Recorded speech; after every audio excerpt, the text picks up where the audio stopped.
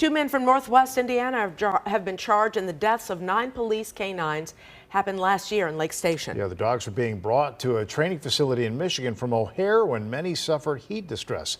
WGN's Courtney Spinelli is in Lowell, Indiana with the new details. Both suspects indicated to state police investigators they would turn themselves in here this afternoon, but so far neither have showed. A warrant now out for their arrest after a nearly year-long investigation. There were tears shed that day as emotions ran strong seeing those dogs suffer. The chaotic scene unfolding in Lake Station in July 2023. Investigators say it was the actions of FM Canine owner Michael McHenry and driver Jesse Urbajeski that led to the deaths of 9 canines. Their names read out loud during the briefing. First one was Gizzo, second was Rafi, Rex.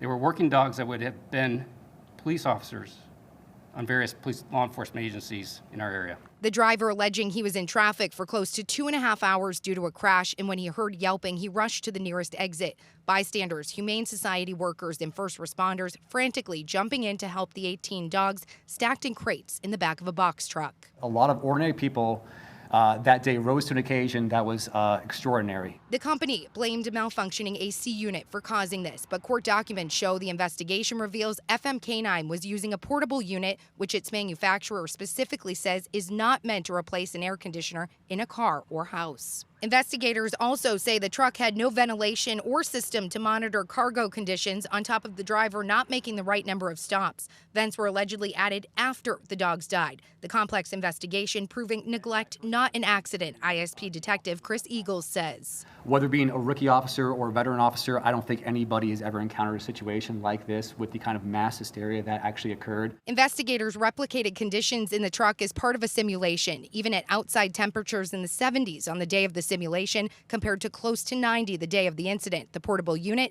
didn't suffice. At an hour and 55 minutes into the simulation, the interior of the box truck reached 89 degrees. We transport animals thousands every year, and never would we ever use a box truck like this. The dogs were in the truck after a trip between 17 and 19 hours from Europe. McHenry and Urbajeski hit with 18 counts of animal neglect, a Class A misdemeanor, but the maximum charge prosecutors could file given Indiana statute. Prosecuting attorney Bernard Carter plans to push for that change. I certainly don't think in these types of situations that a misdemeanor is sufficient enough when you have a loss of a dog.